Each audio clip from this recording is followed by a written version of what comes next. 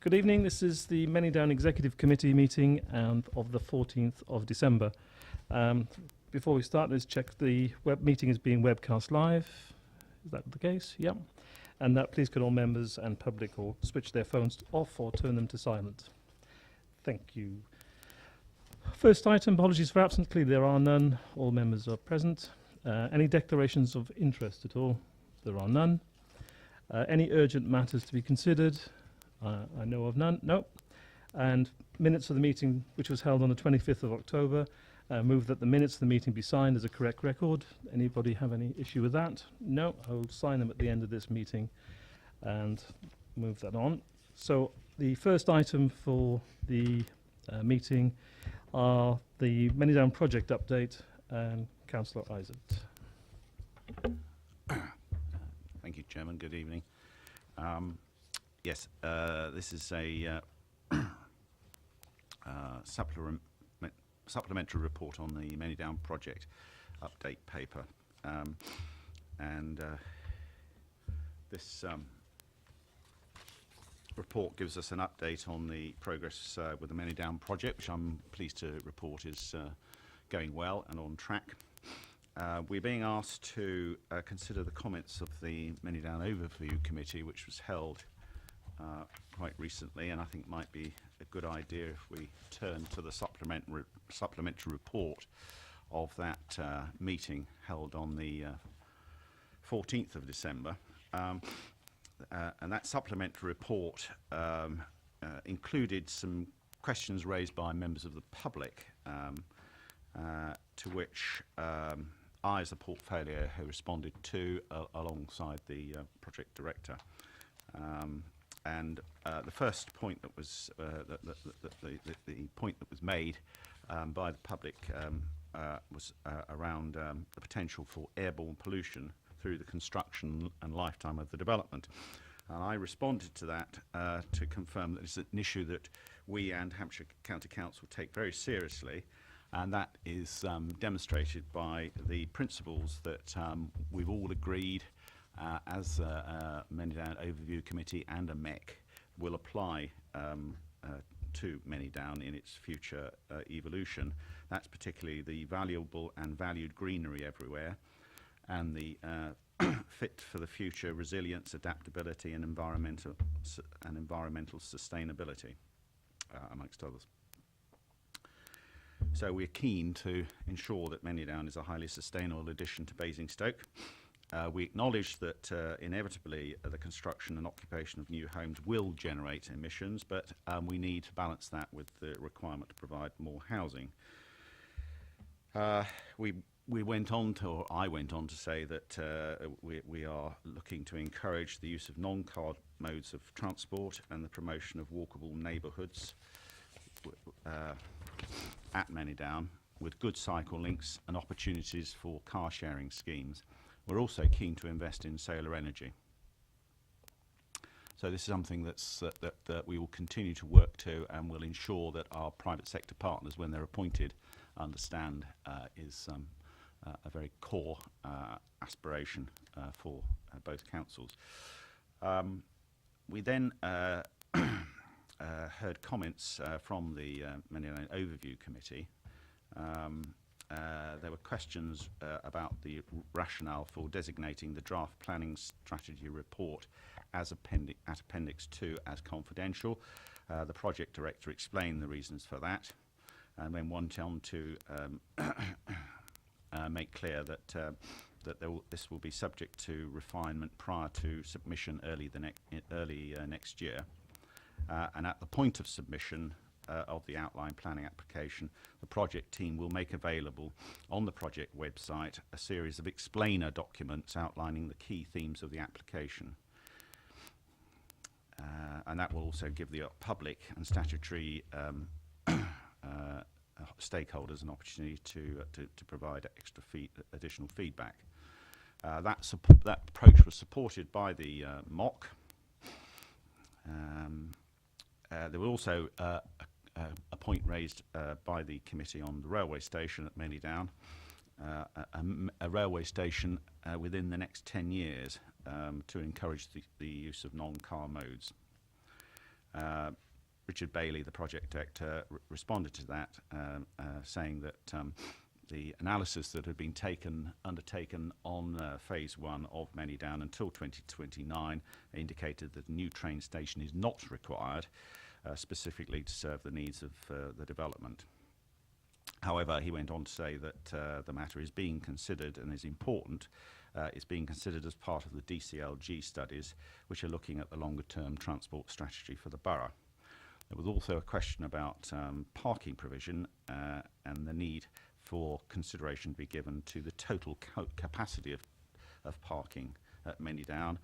We acknowledge the importance of that and the need to look to different solutions for parking within residential areas, retail areas and schools. There was also a question about utility trenches, and we gave assurances that that provision would be made for utility trenches at the detailed planning stage. A question was raised about the financial implications section of the report, and Mr. Bailey explained that additional cost pressures have been experienced in relation to the planning and governance work streams, including legal and survey costs. However, we think that these can be balanced out by the end of the financial year through project efficiencies. That is a quick run through of what took place at the Manydown Overview Committee, which again was very useful. Useful contribution to the report, to the progress of the development. Just to go now back to the main points of the main part of the report. That covers an update on the progress of the draft Manydown development brief. It also brings you up to date on the progress that's being made with the LPA in relation to the planning performance agreements. An update on where we are with the railway crossing. Also an update on where we are on the environmental impact assessment. Then there's another section which deals with public engagement, of which there's been some good engagement since we last met. There was a public consultation on the proposed master plan between the 1st of September and the 13th of October. We had 4 drop-in events at local communities, and a summary of the feedback received from the public is in Appendix 1. There are some important points that came out that are highlighted at 3.2.16 in this report that we will endeavour to take on board. The report then goes on to update you on the planning strategy, and then on the delivery and financial strategy, with a note on the financial implications. And that, unless the project director thinks that I need to highlight anything else, really takes us through that report.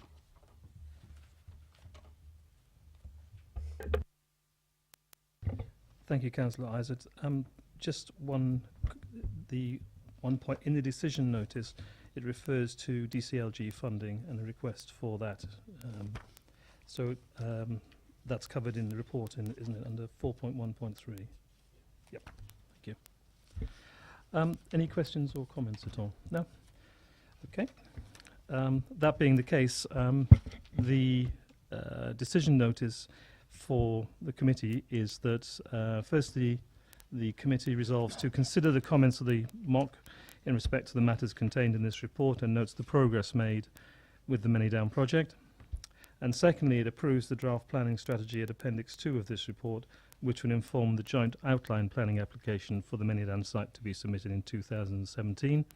in line with the delegated authority approved by MEC on 28th of June to the project director in consultation with the cabinet member for property and development. And 3, approves the request to release £375,000 of grant funding received from government to fund the DCLG studies. And 4thly, delegates the Executive Director of Borough Services in consultation with the leader the development of the programme for the next stage of the DCLG studies. Okay, that's the resolution. So, on to the next item on the agenda, which is the Manydown Delivery Vehicle Governance and Procurement. And again, Councillor Isaac.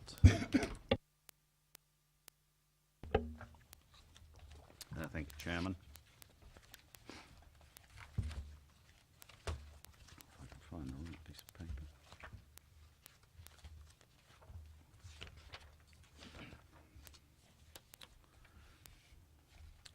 So again, this report brings the committee up to date on the progress that has been made in relation to governance and procurement. Again, I think at this juncture it's probably worth mentioning the comments that were made by the Manydown Overview Committee on the 14th of December. Generally, there was full endorsement of the report. There were a number of questions raised by members of the committee. Firstly, about the tenure of councillors on TopCo, and I explained that the tenure would be the same as that of a cabinet member, and for as long as that member was approved by the cabinet, or the leader, I suppose. In response to questions regarding the capacity in which officers on DevCo would be acting when casting their vote, the project director advised that those officers on DevCo would operate within the framework set out by the business plan approved by TopCo. However, they would also have a responsibility to act in the interest of DevCo in line with their fiduciary due responsibilities. There was also clarification sought about whether the same directors or representatives of the councils could sit on TopCo and DevCo, and the project director confirmed that it is likely that there would be different representatives to ensure that there was no conflict of interest between the two organisations. It was agreed that members of the committee would be provided with papers for TopCo and DevCo meetings, so that any issues could be raised prior to future mock meetings once TopCo and DevCo are in existence. In response to questions regarding members' involvement in the procurement process, the project director confirmed that at the point there is a selection of the 3 final bidders, members of both councils would be invited to visit their exemplar sites.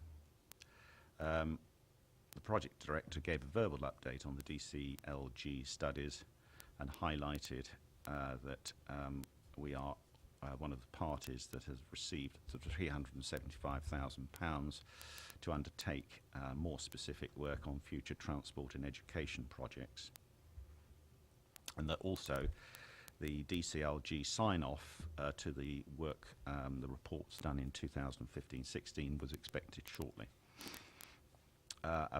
In connection with future infrastructure improvements, the project director confirmed that these studies were focused on identifying a long-term and joined-up approach to the provision of infrastructure across the borough, which included identifying the initial phases for specific projects that could then be implemented in the short term. Officers are going to continue to keep members updated on the proposals for TopCo and DevCo and the progress of the procurement process during member briefings in 2017.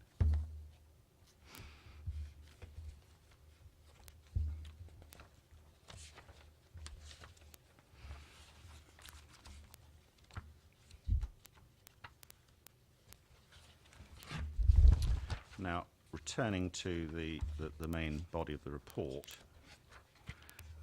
this covers the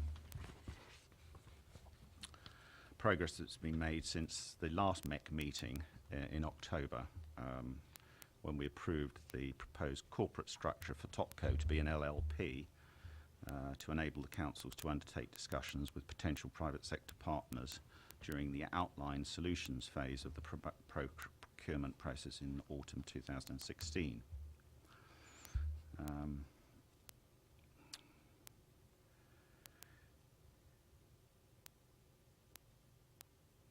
It will be at the detailed solutions phase that specific details and commitments on governance, including Topco and DevCo, will be discussed with the private sector partners. The report covers the governance details, including in Appendix 1 the advice note from our solicitors, Pinsent Masons, about the specific details on governance that officers from both Basingstoke and Hampshire County Council now propose to be included in the assumptions for the production of the draft contracts during the detailed solutions phase of the procurement process. The report also deals with the Topco board composition and the DevCo board composition. Also covers the issue and the what we are looking to put in place in relation to democratic oversight. The report then moves on to address the progress on procurement, and here importantly it covers the point that through the procurement process we have now shortlisted down to 6 bidders, and this has been in line with the delegation approved by this committee, that decision is and has been taken by the Executive Director of Borough Development in consultation with the Executive Director of Finance and Resources and the Director of Law, Head of Legal, yes, Head of Legal. Thank you.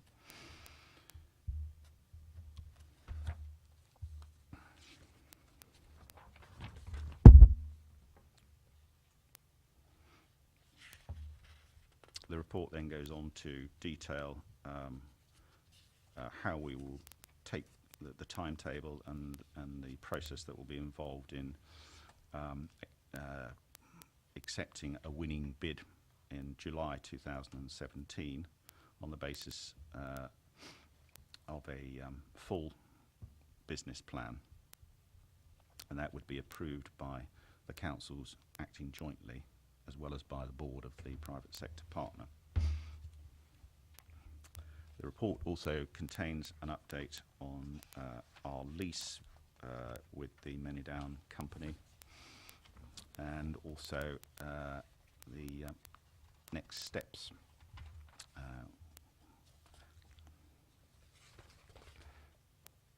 And that concludes what I think I need to say in relation to this particular report, unless again the project director would like to advise me otherwise, but he doesn't, so I'm happy, reassured.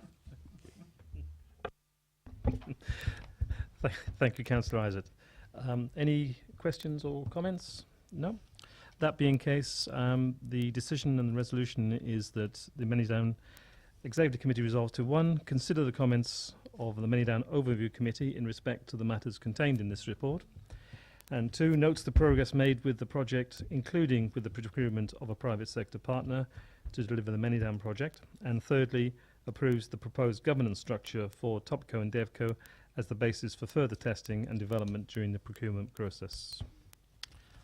Okay, no problem. Thank you. That being the case, there is no other business on the agenda, and therefore we can conclude the meeting at 5:20. Thank you.